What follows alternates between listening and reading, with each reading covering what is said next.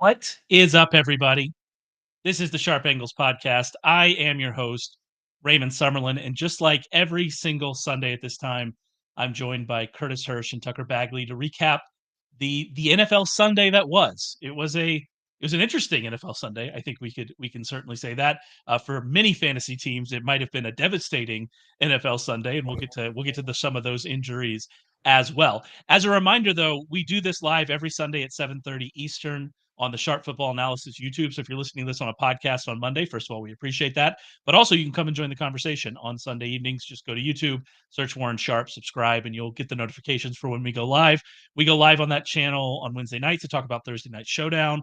Rich and I go live on Thursday afternoons to talk about fantasy. We have a betting show that goes live with Ryan McChrystal and Todd Burrows on Thursday evenings. So there's a lot out there if you want to get started. But let's talk about week 5, Tucker. How you feeling?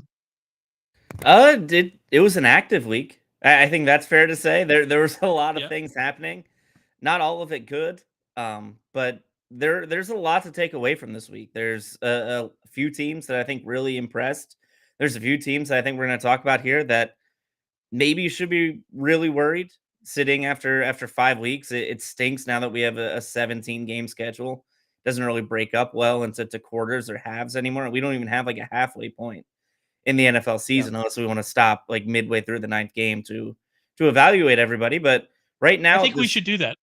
I You think so should you too. should suggest that to Roger Goodell. Yeah. I think midway through the ninth game, they should just stop the season so we can all get through our halfway point grades and power rankings and report cards and things like that. But right here at this quasi quarter point, there's a few teams that I think came into the season with really high expectations, and a lot of them I just think are really spinning their wheels. We had a lot of big name players get hurt today. Some of them came back, some of them did not. And from a fantasy perspective, I think that's probably scary because I'm sure there are a lot of people who built their teams around guys like Justin Jefferson and Travis Kelsey who may not have gotten the return on their investment that they expected early on in the season. So, yeah, I think it's a real big week. Just looking ahead, this could kind of be a Yeah. turning point, I think, for a lot of teams. Also looking ahead, I have to let me be the first to wish you, Curtis, a happy Canadian Thanksgiving, which was something I did not know was happening until you mentioned it. So thank you for mentioning the Canadian Thanksgiving. Second Monday in October. Is that the case? Is that when we do Thanksgiving up in the north? Honestly, I do it whenever my wife tells me it's Thanksgiving. Well, Yeah, I'm sure. Are there going to be some big CFL games tomorrow? Is that how it works? I don't really watch the CFL, so I'm not sure of that either. It's one of those. I'm more of an American Thanksgiving Day guy. Yeah, no, fair enough. Fair enough. I do. I can't wait for American Thanksgiving. As you can tell, if you're watching on YouTube and looking at me, you can tell that Thanksgiving's a holiday that I enjoy immensely. Anyway, sorry, Chris, got off track. Yeah, what are some of your initial thoughts here coming out of week 5? Yeah, let's talk the good news. We're off to a solid start this week. Tucker's video's working, my internet's working, so we got some positives on the board at least for this week. And yeah, just relaying what Tucker said, I think we're down to 3 teams in each conference that are actually able to win the Super Bowl. Some of these, like the Ravens, they've had 2 Yeah. games where they just no-showed. And some of these teams that want to take that next step just haven't taken that next step yet. So I think we're down to 3 teams on each side, maybe a 4th on each side if there is going to be like coming out of nowhere. But let's just head to the playoffs already because we don't need to see the Panthers play again or the Patriots play again. Let's skip a few weeks here. Yeah, no, I write the power rankings every kind of Monday afternoon and Tuesday morning. Kind of that's when I'm trying to, make my decisions. And I keep having a hard time. It was after I was done with the Ravens. Now, we'll look at that situation. We'll see if maybe they were hit by the curse of London. Both the Titans and the Ravens lost this week. And so, there you go. But I'm looking at the power rankings. I'm going, I don't like really any of these teams. Like it started at 10. It started at 10 after I think week 2, and now, yeah, we're to 6. I'm comfortable with 6, and we'll see how the Cowboys do. Curtis, sorry to we'll see how the Cowboys do on Sunday Night Football. We record this before Sunday Night Football. The Cowboys, they lost to the Cardinals. Looks like a blip, but are they even in that conversation? And so, yeah, it's been a really odd kind of run. Before we get deeper into Week 5, though, I do want to mention we have a ton of content coming out this week on sharpfootballanalysis.com. Make sure you go to sharpfootballanalysis.com. You'll get access to Rich Rebar's comprehensive preview of every game this week and his DFS preview, which has been killing. You'll get access to Curtis Hirsch waiver wire. Why can't I remember waiver? I wrote a waiver wire column for literally half a decade. Couldn't remember waiver wire. Anyway, waiver wire, a lot of good stuff in there. He's been ahead on a lot of guys. We might talk about a guy that we were ahead on. Thanks to me, I'm going to take full credit for being ahead on this guy. When we talk about James Conner here in a second, you'll get access to Warren Sharp's. You buy the all access package, you get access to Warren Sharp's betting recommendations, which are doing very well. And you can get 15% off all of that using code ANGLES. So make sure you go and check that out. But let's get right into the injuries. We kind of referenced them, a couple of them already with Conner and Jefferson. I guess we have to start with Justin Jefferson. It was right at the end of a game. The Vikings hung in there with the Chiefs. I think that might have a little bit more to do with the Chiefs. We might need to talk about the Chiefs a little bit here in a bit. But the Vikings hung in there. They were driving late. Justin Jefferson slipped on the turf, immediately grabbed his hamstring, didn't come back into the game. This is one of those I think you worry about, right, Tucker? Yeah, I think any kind of non-contact injury like that, especially on turf, because we saw it earlier in the game. Not to get ahead of ourselves, we saw it with Travis Kelce going down with a non-contact injury on that turf, and I thought that was a lot worse. The fact that he came back into the game, I think, was huge for that team moving forward. But yeah, Justin Jefferson going down like that, slipping, maybe. I don't think you can call it a cramp like that. That definitely is a strain, and for a wide receiver, that's really tough to come back from. I think if you're looking at a hamstring injury, that's usually a couple week absence. And kind of look at what he did today. They held him in check for the most part. He only had 3 catches for 28 yards on 6 targets. That offense was really run through Jordan Addison and TJ Hawkinson through the air. So it wasn't a great day for him to begin with. But now, kind of looking ahead at who the Vikings have on the schedule moving forward, I'm not sure if they're going to have him next week or the week after that. I'm not sure when their bye week comes into play here, but I do worry about their ability to kind of stay viable because they're now 1-4. You don't have a bye week until week 13 now, and going ahead, like, you have Chicago next week, which even without Justin Jefferson should be a very winnable game. But then you have San Francisco and you go to Lambeau Field, which the Green Bay Packers aren't anything special, but that's a team they've historically struggled with. So I'm worried about his future for the next couple of weeks. And for Minnesota, at the worst possible time, losing your best offensive weapon is crushing. Yeah, and I mean, they did hang tight with the Chiefs. And you're right, the Chiefs did a good job holding them down. The Chiefs had they had been playing very good defense. Last week was a bit of an odd game, I suppose we could say. But they had been playing very good defense. And so the fact that they were able to hold Justin Jefferson down, I suppose, isn't that big of a surprise. But it was yet another game here where the Vikings lose. And we saw them last year have all of that success in 1-score games. They lose yet another 1-score game here. And things are starting to roll downhill and unravel. And I know, Curtis, you've brought up the idea of, if Kirk Cousins isn't the long-term future here, is this a situation where we could see them maybe try to trade Cousins to a team, I don't know, maybe perhaps the Jets, that feel like they could be in it? I don't think that works with the money for the Jets, but it's just an interesting situation where they have a ton of talent, especially on offense. They've got Jordan Addison, they've got TJ Hawkinson, they obviously have Justin Jefferson when he's healthy. I think that offensive line is going to get healthier to be fine, but they're just in a weird situation sitting here at 1-4 with, I don't think they have really good playoff chances now. And what do you do, right, Curtis? I think they made up their mind early on. I don't think they were going for it all that much this year. And without Cousins having a contract, I think they were always scoping out a long-term quarterback in the future. So now with this injury, I think you have to take the long-term game and just kind of let him get better. If you add a couple losses to the column, so be it. Your goal is about the future now. You've got Jefferson going to have to sign a monster contract. You're going to need to get a rookie quarterback on his rookie contract moving forward. So, yeah, whether it's the Jets, whether it's the Falcons, I don't know. Cousins, I don't see Cousins playing that full season out there. He knows he's not playing in Minnesota next year. I think it's the elephant in the room is he's not coming back. So at what point do you just cut bait? I do think they're playing better this year than they did last year. They just aren't winning. That's the thing. I think this year's version of the Vikings beats last year's version, and it's just a completely different situation on the end scores. No, and we talked about that before the season. Like that is a real possibility that this team. We actually saw it with the Falcons last year.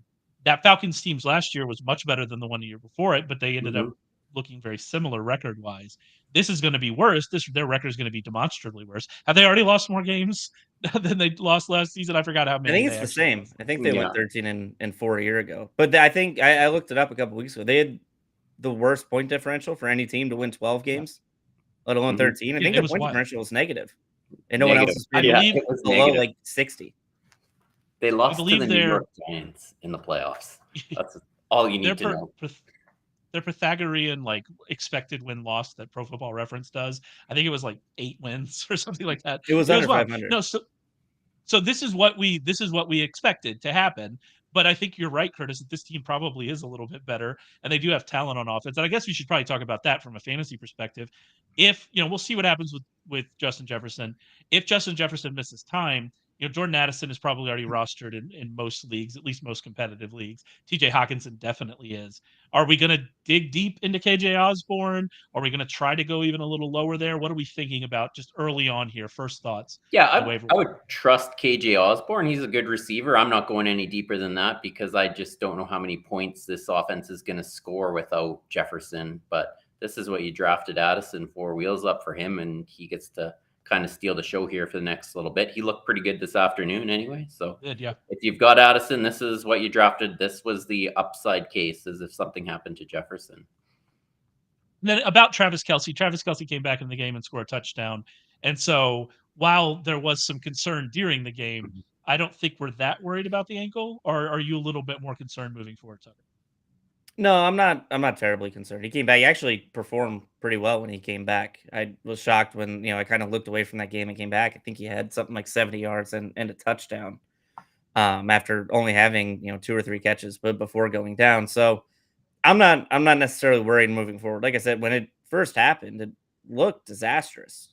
The way he kind of just crumpled to the ground, the way he looked back, it looked a lot like an Achilles injury. The way he was limping around, I was really happy to just see him be able to come back on the sideline. They stood on the sideline for a while, and I don't think he got back in on their next couple drives, even when he was back out on the field. So the fact that he was able to get back out there, I don't think he'll probably be active in practice on Wednesday or maybe even Thursday. It seems like something where they're going to be very, very cautious with his load management the next couple of weeks on the practice field. But I think as long as he's pain management's okay, I just think he'll be out there. I wouldn't necessarily worry about his long-term viability fantasy-wise. I think he's still going to be out there and still be the main component of that passing offense. Were we worried about the Chiefs a little bit? I mean, they lost the Lions week 1.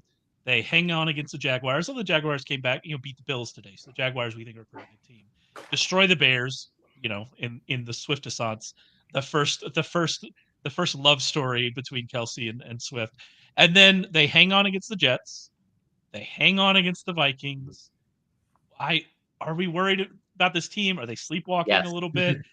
I mean, the defense has played so well and Patrick Mahomes is Patrick Mahomes that I'm not that worried about it. But there is a little bit of why aren't they doing better, Curtis? Yeah, I'm worried about them. Patrick Mahomes did also have an ankle injury last week, and he's fine out there. But I have read that he's at a higher risk of re-injury, and I'm sure the same will go for Kelce here. They can play through it, but they're still at risk for re-injury here. And we saw Mahomes go down again today and what looked like a similar type thing, but he bounced up and just kept doing Mahomesian things. But yeah, the receiver core is awful, right? Rashee Rice is the guy we're getting excited for. He's nowhere on anyone. He scored a touchdown today. He Like, scored a this touchdown is what today. we're getting He was my excited. uncut gem, and he scored a touchdown, and that's all we care about. Yeah, my goodness, like that, he's the best of what they got, but they really, I think they need to add something else, because this is 2 times now that Kelsey has been scaring them of a really bad injury, and that if they're going to compete, and I think they can compete, because this defense is probably the best it's ever looked in the Mahomes era. They need to add someone, whether it's Mike Evans, whether it's Jameson Williams, who's soured on in Detroit. Go add a receiver, please. Jameson, I didn't watch that Detroit game very closely because I knew what the result was going to be before it started, Yeah. but I believe that Jameson Williams dropped another pass. Is that accurate? Is that I what didn't catch occurred? that game. No, I didn't. Ugh, yeah. No, I'm glad that none of us took the time to watch Lions and Panthers. I will watch it tomorrow in the game, the sped up, cut up game recap. And He did have 2 catches. He had 2 catches for 0 yards. That deep threat, Jameson Williams. Well, when you got Josh Reynolds, when you got number 1 target Josh Reynolds, then that's that's what you have. Another injury looking at, this one was from earlier in the day, and that was Anthony Richardson. Fell. He was on a run. He fell on his shoulder, his throwing shoulder. He really looked to be in pain as he was leaving the field. X-rays were negative. It's being reported that it's an AC sprain. The fact that it was to his throwing shoulder, however, this is a big concern, and I'm guessing we're not going to see Anthony Richardson for at least a couple games. What are your thoughts on that, Tucker? I think it's going to be about a month. Like if you go back to last year, it's a pretty similar injury to what Jalen Hurts suffered against the Chicago Bears in Week 14, and he sat out 2 weeks. He came back against the Giants in the last game of the season to wrap up and seal the number 1 seed in the NFC, and played pretty terribly. I think some of the NFL film stuff unveiled that first he thought he broke his collarbone when he first got hurt. He couldn't lift his shoulder the rest of the game against the Bears, even though he stayed in. And he wasn't necessarily healthy when he came back a couple of weeks later against the Giants. He was strictly out there because Gardner Minshew couldn't get the job done. And you look at Anthony Richardson, and even though they're in a pretty terrible division, and I kind of like the Colts as the choice to win that division, no matter what you think about Jacksonville, who I think is probably number 2 right now in a lot of people's eyes. This kid is the future of the franchise. I think he's played really well. I think Shane Steichen was with Jalen Hurts last year, understands the nature of this injury. I think he probably hits the IR sometimes this week, and he's going to miss at least the next 4 games. I just think, given what they've bet on this kid and how well he's performed so far, there's no use in throwing him back out there with a bum shoulder in the next couple of weeks in a season that you didn't necessarily come in with the highest of hopes. Yeah, and they don't have they don't have their bye week until week 11, and so you don't even have really the benefit of that coming up. Gardner Minshew hasn't been terrible. Yeah, like that's what I'll say is the Gardner Minshew started against the Ravens. They beat the Ravens. He came in, and it's a different game. Like we saw the kind of wonderful nature of Anthony Richardson last week, and that it wasn't a great game for him throwing, and he was missing throws, but he has that playmaking ability when he gets out of the pocket and with his legs, and he can run, and he can really make that offense work. And Gardner Minshew makes that offense work in a different way. He made it work today. Josh Downs is going to get a lot more targets for those fantasy people out there, maybe on the wire. Josh Downs is going to get a lot more targets with Gardner Minshew in the game than he would with Anthony Richardson.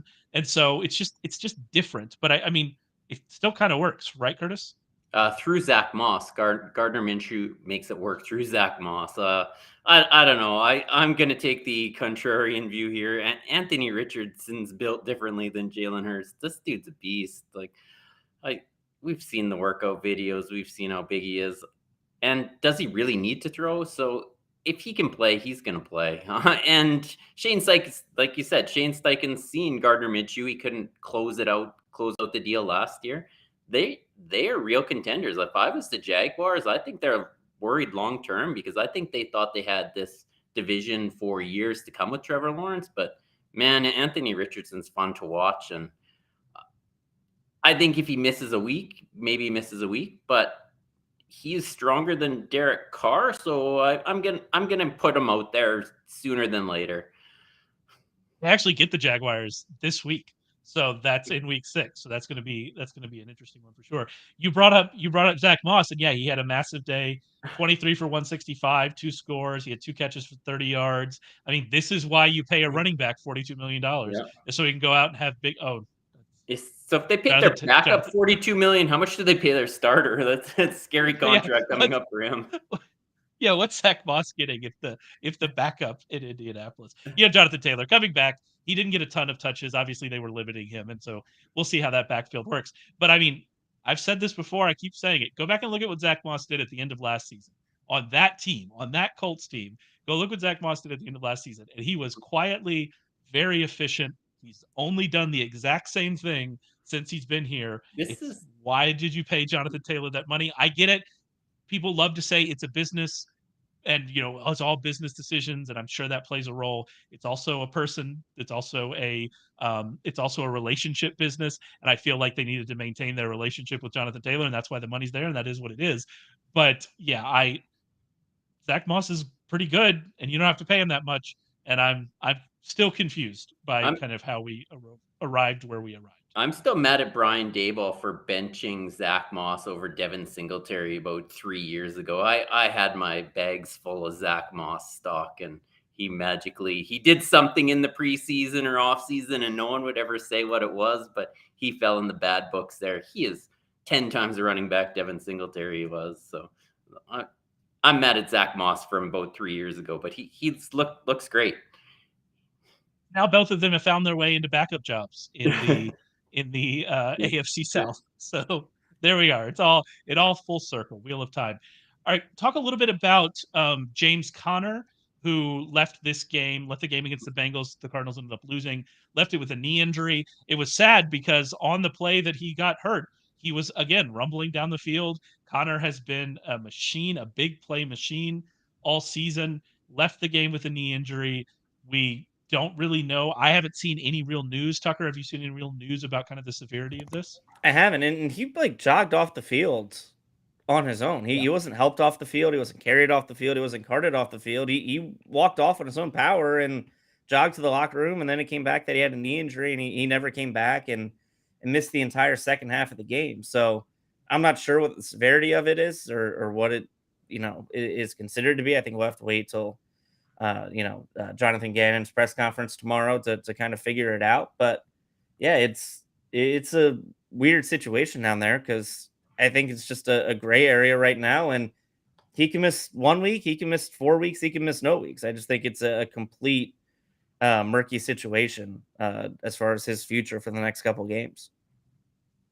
I know we talked about Amari DiMercato, I believe, on this episode last week. I know that he was in your waiver column. You name checked me in the waiver column for DiMercato. And I've been adding him in a lot of places because he had been the number 2. We'll see. Keontae Ingram has been dealing with an injury. We'll see if DiMercato remains the number 2. There's a lot of questions here, but he was free the last couple of weeks, and I've been adding him in deep leagues. I don't think he's going to be free on the waiver wire this week, right?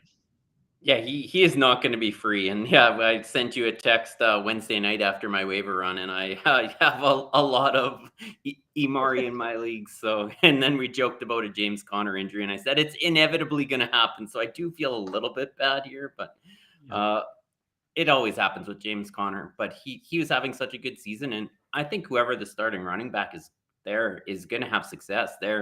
That's setup they have is really good. They're running some explosive runs, and DiMercato is actually running some routes pretty deep. Today he was targeted in the end zone from like the 25-yard line. I'm like, was that him dropping that? And I think if he's available, he looks like he's past Keontae on the depth chart anyway. If Keontae is healthy, and yeah, he's not going to be free this week. So one of those guys that's got him when he was cheaper. Nice work. Exactly. That's why you read the waiver column, because there are guys like that, because the leagues that Curtis plays in, the high stakes leagues, that's the way they are. You got to get these people early. And so he's on those types of guys. They don't always work out, but it looks like this one might have. We have to talk about the other side of that game though, with Joe Burrow, who I actually wrote about it in my kind of 5 things column I do every week. We had the under on Joe Burrow's longest completion. That didn't work out. And Joe Burrow kind of entered the game, but he was 2 for 22 on passes that went longer than 20 yards. He had been just awful down the field. He had only been better than Kenny Pickett on his off-target rate on deep attempts. And Arizona, they hadn't been great defending them. They hadn't been giving up a ton of deep plays because of kind of the way they play their defense. And here we are. Joe Burrow comes in. He hits Jamar Chase for a long touchdown. Jamar Chase ends up with 3 touchdowns, 15 catches, 192 yards. They decimated him. And I mean, Joe Burrow, is he getting healthier? Is this what we're going to see moving forward? I don't know, but this was definitely a great first step from what we had seen from Joe Burrow prior to this game. Yeah, he looked like a different quarterback, didn't he? He didn't look like the guy we saw last week. And it's kind of funny because you kind of look at his first 3 weeks and squint, and you could see maybe he was getting a little bit better. He threw 2 touchdowns in that week 2 loss to Baltimore. He scratched out a tough win against the Rams, so he wasn't really sharp. And then last week against Tennessee, they put up 3 points, and they kind of took a big step backward on the road. And I kind of felt like, well, maybe this is something that's still lingering, even though he entered last week saying that it feels fine and he's building on it. And as long as he doesn't aggravate it, it's going to keep getting better and better. And then this week, he just looked like Joe Burrow for the first time since last season. He looked like the guy that a lot of people consider a top 2, a top 3, top 5 quarterback, wherever you rank him. He's usually in those conversations. And he went out against an Arizona defense that isn't great, isn't super talented, but has certainly held their own against some decent offenses this year and torched them the way we expect Joe Burrow to. So I think moving forward, I don't know if next year we worry about him in the beginning of the season, because this is now like the 3rd or 4th year in a row where he's struggled in September. But I don't know. I think moving forward, what we think of the Bengals, I think is far different than what we thought about them last week after their putrid performance against Tennessee, because now they get to host Seattle before their bye week, and you win that, all of a sudden you're back to 500. You're 3-3 heading to a week 7 bye. It's a pretty decent position to be in, considering the what the rest of your division has been up to. Yeah, and I mean that does help. The Ravens losing this week, the Steelers obviously having the issues they do, the Browns having the injury issues that they do. What I will say is that Seahawks game isn't obviously going to be easy. Seahawks coming off a bye. The Seahawks are a very good team. And then they come out of the bye going to San Francisco and then facing the Bills at home. And I do wonder if sitting here at 2-4, they've dug themselves too deep a hole. Are you going to go into those and win all 3 of those games to get yourself into a position where you're 5-3? Are you going to be 4-4 coming out of that? It's just, I do wonder if the hole is too deep, but we wondered that last year and they came back and made the playoffs easily. So they do have a path here, but I wonder if we've dug the hole just maybe a little bit too deep, but we'll kind of they have to win next week. That's a must-win game. You can't lose that game. Yeah, I mean, like it is must win. Like they just have to win next week, I think. The good news is, I mean, they still have their schedule, in front of them. They still have Cleveland and Baltimore again. They Pittsburgh twice, so they've got a chance to kind of make it up. Another injury we had this week was Daniel Jones, who left the game against the Dolphins with a neck injury. That's interesting because I believe Tucker, am I right about this? That 2021. He also had a neck injury. And yeah, he had a disc issue in his neck, and they asked him about it after the game, and he said it maybe feels similar, not really, not sure yet. He has to get an MRI tomorrow, but it was bound to happen. I mean, the dude's gotten sacked 17 times in the last 2 weeks. I don't know why they kept him out there last week on Monday night. Like, I don't know, after the 8th sack, I maybe would have just thrown Tyrod Taylor in there, so I wasn't having my $160 million quarterback. Well, they did that 2 weeks in a row. They did it 2 weeks in a row. That was like the strange part about it. Yeah. It wasn't like it wasn't like, okay, well, we're just going to try to work through this week. That was the 2nd week in a row they had done it. And say what you will about the Patriots. We'll talk about Mac Jones later. At least they're getting Mac Jones out of there. And the Giants were like, no, play Daniel Jones. Let the America watch you play in this terrible situation. So it was I don't think Daniel Jones is a franchise quarterback. But you feel bad for the guy, right?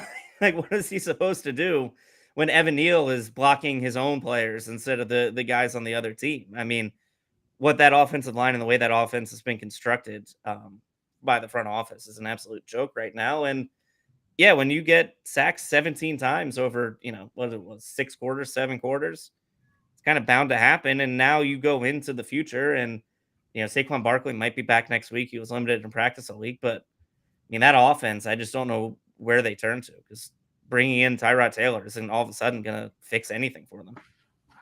What Do you if have it some ideas, does? Curtis? What if it does? I think this offense is going to look good with Tyrod. He was moving really well. Daniel Jones just seems so, his pocket presence seems so poor. Like, I think this is a short-term upgrade for this offense until the offensive line until they get Andrew Thomas back at least. Daniel Jones can't play under pressure. I think Tyrod is built better for this offensive line the way it is right now. And he got the ball to Waller a few times. I thought Tyrod looked good. Like, throw him in there a few games. What worse can happen? They scored their first touchdown in the first half of a game all year, and it was the defense that scored it. Goodness. And like I think you have a nice little excuse here to give Daniel Jones a break, because this is the kind of thing that can snowball. I mean, we're seeing again the same thing with Mac Jones in New England. These are the kinds of things that can snowball. And so now you've got an opportunity to give him a little bit of a break. They also had another injury with Wan'Dale Robinson. I believe he left for the concussion. I don't believe he came back. So, he had been, coming back from that knee injury. He had at least been a bit of a bright spot, getting him more involved. Now he looks like he's going to be out. And so I assume we're not really targeting this team on the waiver wire, Curtis. I'm sure Paris Campbell steps into that spot again. It was kind of, he had the job until Wan'Dale came back. So if he's available, you could take a peek at him. And like I said, I don't think this is the worst thing that could happen in the short term until Andrew Thomas is back at least, and they can somewhat block. But I think Tyrod's he's a veteran quarterback. He's seen it all, and I'm sure he can kind of maintain what the status quo for now, whatever the goal is in New York right now. We're actually talking about this. I want to talk a little bit about Khalil Herbert, because we got some news on his ankle injury he suffered on Thursday night. And I forgot to mention to you, I was talking about, I have a dynasty team that's been pretty good. And it has Nick Chubb on IR, and it has Justin Jefferson. It has Khalil Herbert. It just got back Cooper Kupp and Aaron Jones. So I was like, oh yeah, we're back. We're cooking with gas. But no, Justin Jefferson, hamstring injury, Khalil Herbert, ankle injury.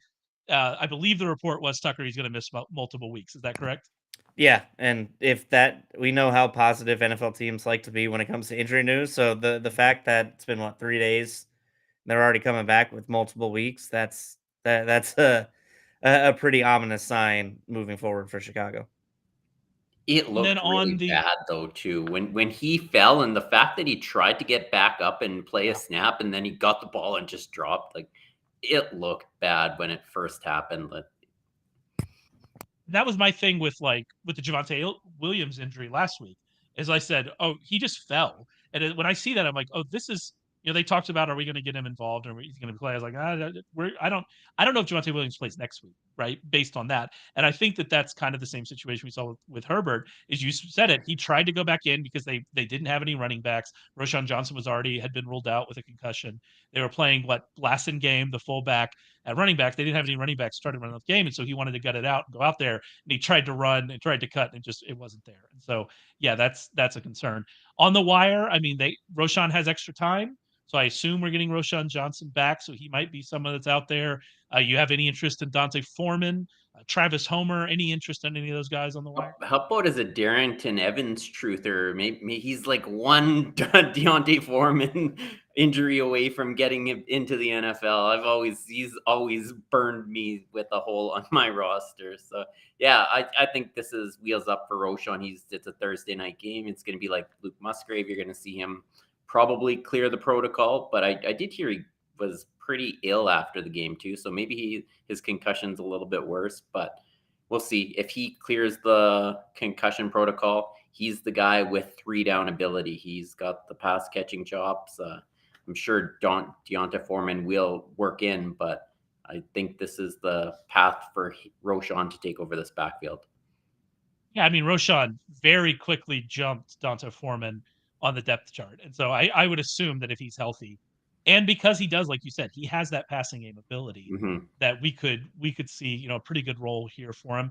For an offense that, I don't know, suddenly, are they fine? Justin Fields fine now? The defense gives up so many points that the offense is always having to chuck from behind. So it's yeah, I want pieces of that offense at some point. Just quickly, a few more wide receiver injuries that I noticed. Zay Jones has a knee injury again. Juju Smith-Schuster and Demario Douglas both left with concussions, further hurting that passing game. Just some things to pay attention to, especially if you're in deeper leagues. I do want to talk about some defensive injuries. The first one here to mention is Sauce Gardner, who kind of had his knee rolled into. And I finally saw the video of it. I didn't see it live, and I finally saw the video of it.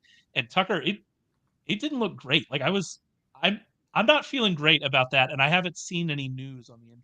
Yeah, I haven't seen anything, although I just searched it to see if there was any updates since we started recording. And 20 minutes ago, he was tweeting Jets country, let's ride. He was on a video posted by the Jets and the NFL coming off the field. So he's not back getting tested or anything. He's on the field. He's in the locker room. So we'll kind of see what it is moving forward. Might just be a sprain, might not be a long-term issue. But yeah, you watch the video, and it was a lot of impact to the knee, and it bent a way that I don't think the human body is meant to go. So if he avoids, missing a lot of time, that's huge for a Jets team that's, really built around their defense right now and built around him. I think he's by far the best player. He's the playmaker on the back end of that defense, and without him, I just don't know where they would turn moving forward. When you kind of look ahead at their schedule. You got Philadelphia coming in next week with AJ Brown and Devontae Smith. And Devontae Smith, I think, only had 1 or 2 catches, but I don't know. That's a team that if I'm down my best cornerback, I don't necessarily like my chances. And they also were without DJ Reed this week, but you would assume Correct. that he would be back next week. I think it was a concussion that he was dealing with. Yes. And so you would expect him to be back next week. I do think that all of this stuff, you mentioned that, Sauce was talking about Jets country, let's ride. And there's obviously a big rivalry between these two teams based on what Sean Payton said. But Nathaniel Hackett was just like celebrating on the sidelines like he had just won the Super Bowl. And his offense was inept against like historically the worst defense that we've seen through 4 weeks. They could not score in the red zone. He refuses to throw into the end zone when they were in the red zone. They settled for so many field goals. We were watching this game because Sharp Football had the over as one of our, premium recommendations in this game. And we were watching it. We're just watching field goal after field goal after field goal. Zach Wilson finished with 199 passing yards. Breece Hall broke off a long run, and Breece Hall is amazing. And they got him 22 carries to only 6 for Dalvin Cook. We do appreciate that in the fantasy community. Please keep doing that. But yeah, like this offense wasn't great against literally the worst defense in the league. And Nathaniel Hackett's over there celebrating as if they just won the Super Bowl. And it was really funny to me. But you won. You beat Sean Payton. Congratulations. I'm very excited. I'm very excited for the Jets. Yeah. If anyone doesn't think Warren doesn't care about his picks, you should see our group chats today. This one was pretty tilting to him, but it got there with ease at the end of it. But it's one of those things. Pretty funny game. Thank you, Russell Wilson, for the fumble 6. We really appreciate that. One more defensive injury here to talk about, and that's Matt Milano. Happened over in London, out for the season with a broken leg. It also seems, I believe, Tucker, there was a knee injury involved there. And so this is 2 weeks in a row now. The Bills have lost a very important player on that defense. Yeah, I mean, Micah Hyde and Jordan Poyer, I think on the back end of their defense are still there, so that's good. But yeah, I mean, you lost your top cornerback in Tre'Davious White. And now you kind of lose the signal caller in the middle of that defense with Matt Milano. I think Von Miller did come back today and played a handful of snaps. But it was weird. I think in the second half of that game, I'm trying to remember if I saw him in the second half of that game. I wonder if that was the plan or I'm interested. I think he was on a pretty strict pitch count. So I think it's game 1 because I think at the beginning of the season, they said they weren't even sure if he'd be back for this game. So the fact that they flew him out to London, which is another crazy thing. Like what a ridiculous home field advantage for Jacksonville. They get to spend the whole week there against a team that flew over there and has to deal with that jet lag after, 48 hours or whatever. But yeah, I mean, he was in a cast, I think, from like ankle up to his hip after they kind of carted him off. So he's obviously done for the year. And that's a Bills defense where last week we talked about how the Bills offense kind of putting things together. They sleptwalked this week, which I think is understandable given the situation they were put in by the NFL, which I think is a little ridiculous. But yeah, if their defense is now losing, guys left and right to season-ending injuries, they've been pretty aggressive trade-wise. I wonder if there's a situation where they go out and they try to find a guy who can play linebacker or play cornerback, and then next couple weeks to shore things up because they still have Super Bowl aspirations. Their offense is still clicking at a high level in the last few weeks. I don't think they can sit there and just kind of punt and say, well, maybe next season when our defense is better. I think now's the time to move because this is a front office and a coaching staff who has had a lot of success in the regular season and not much success in the postseason. I don't know necessarily what the leash is on someone like Sean McDermott, who has yet to really get over the hump in the postseason. I don't know if he's, if he has the time and the patience to sit around and wait for all these guys to get back from injury next year. Yeah, I mean, they are in their window. They have to win, and now their defense that had been playing well, is suddenly much worse than it was 2 weeks ago. You lose to Jacksonville, like you said, it's understandable. Like coming off of a massive emotional win against a division rival and then having to go to London to play a team that's been there for 2 weeks. It wasn't fair. Yeah. It's not a good situation for them to be in. But as we know at Sharp Football Analysis, if you go and read our schedule analysis in May every year, the NFL does not care about fairness and rest disadvantages and things like that at all. They don't care about it at all. They care about the TV schedule, which to be fair, that's where they make all their money. So to be fair. Why was today a However, Bills home game? I don't understand that. So not only did they get shafted with having to travel, and then they had to burn one of their own home games to go to London to play Jacksonville, who's been there already. Like, make this make sense. Like, fine, make them go over there, but why did they burn a home game for that? I don't get it. Yeah, it wasn't a very good situation. So I am yeah, it is what it is. And I believe the Bills aren't even on bye next week. The Bills come home to even forget who they play next week. I haven't memorized the schedule completely, but they do come back next week. So they have the Giants at home next week. Oh, okay. On Sunday night. That's right. We get the Giants in primetime again. What a time to be alive. What a time to be alive, everybody. A couple more things just to hit on here. We kind of mentioned at the top, Curtis. Mac Jones benched again. They say again that it was just a game situation. This is now 2 weeks in a row. A stat that I kind of found that I thought was interesting is Mac Jones has been directly involved in 3 touchdowns over the last 2 games, and the Patriots have scored 3 points over that span. So you could do the math on whose touchdowns those were. I mean, maybe let's spin this to the wire. If you're in like deeper 2 quarterback leagues, like Bailey Zappi, like he has to be rostered in those leagues at this point. I don't know, man. Like they just, I don't know what their schedule is coming up, but their division, and I don't think they're going to win a game moving forward. And now they lost their kind of only good slot receiver and the rookie, and who knows? Like, what do they do? Ramondre just doesn't have the juice that he had last year, and there's no one to throw the ball to. You got Devontae Parker, who you just got to throw it and hope he catches it because he's not hiding from the cornerback, and then Kendrick Bourne, who never finds the field for some reason. And yeah, what do they do with this offense moving forward? Because there really is no pieces there. Is there? I don't. Maybe I don't know. Like it doesn't and that's the problem. Like I don't even want to be too hard on Mac Jones. It hasn't been good, but they have not surrounded him with the talent to succeed, and this is a long process. And you mentioned it early in the season. The defense was good. Now they're without Christian Gonzalez.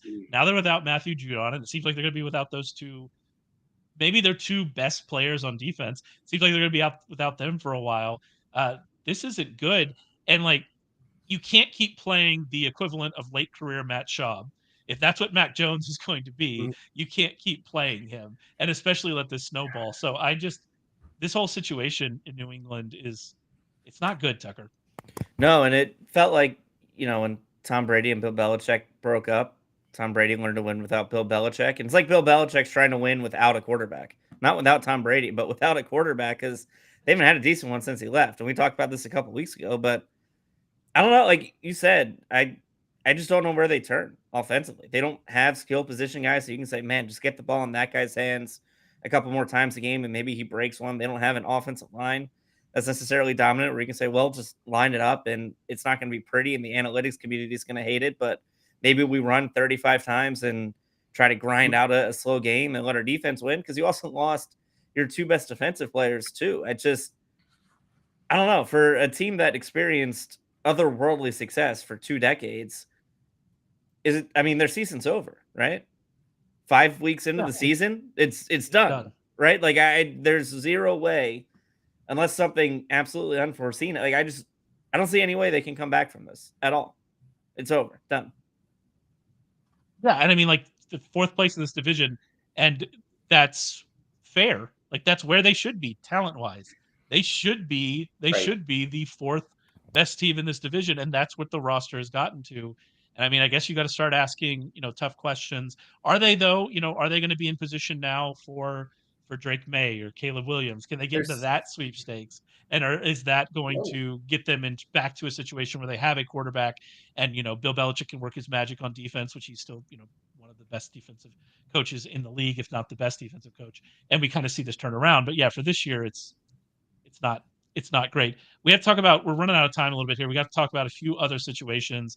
The Ravens offense completely stalled against the Steelers. They scored 10 points. They lost 17-10 against the Fighting Kenny Pickett's, who, by the way, threw a really good ball to George Pickens for that touchdown that ultimately ended up winning. So good job, Kenny Pickett.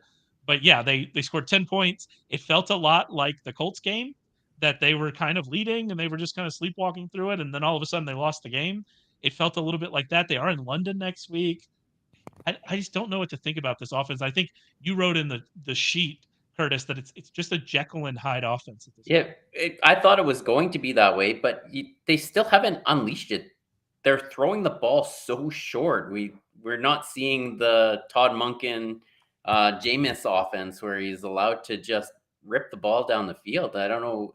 They got some pieces to the offensive line back this week, and it's still just leaving us wanting more. Lamar has looked a little bit better on the ground lately. He's dodging some stuff and calling his own number, but the passing game, I know Bateman's still pretty banged up from that foot surgery. I know that was never going to be back to 100% till mid-October, closer to November.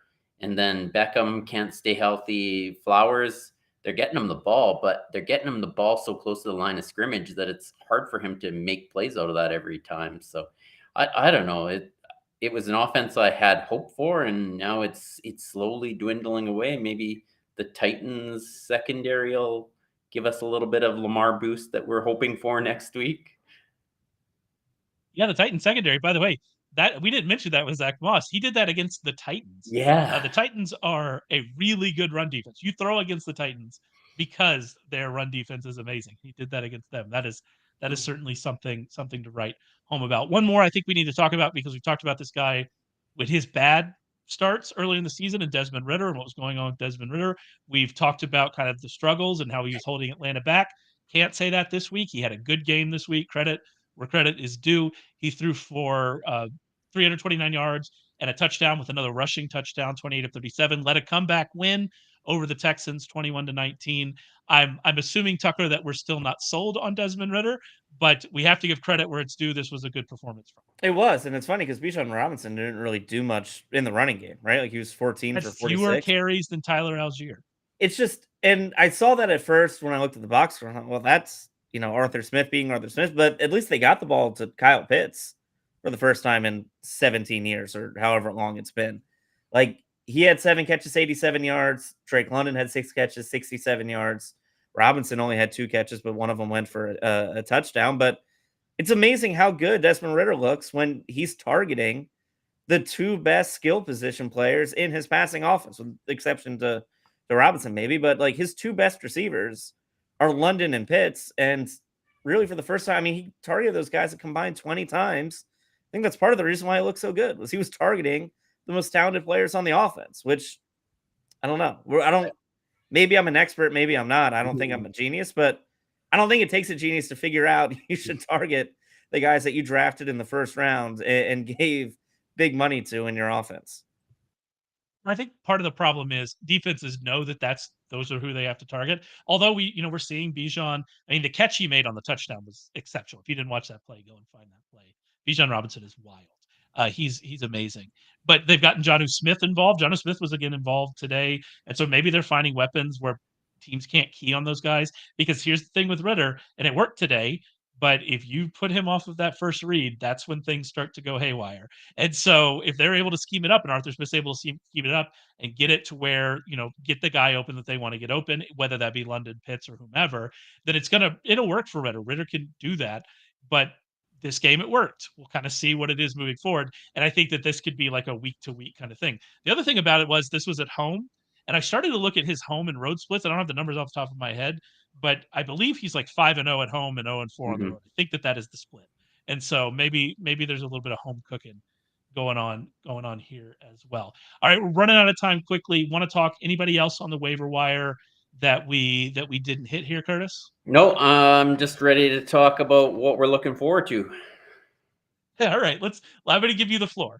We record this. If you're listening to this podcast, we record this before Sunday Night Football. Sunday Night Football is about to start. Curtis wants to leave badly to go watch his Cowboys play the 49ers. How are you feeling about the game? So everybody can listen to this tomorrow and see how right you were. And I got some pumpkin pie waiting for me upstairs too. So it's like double whammy when I head up there. Like, this night's not going to get any better.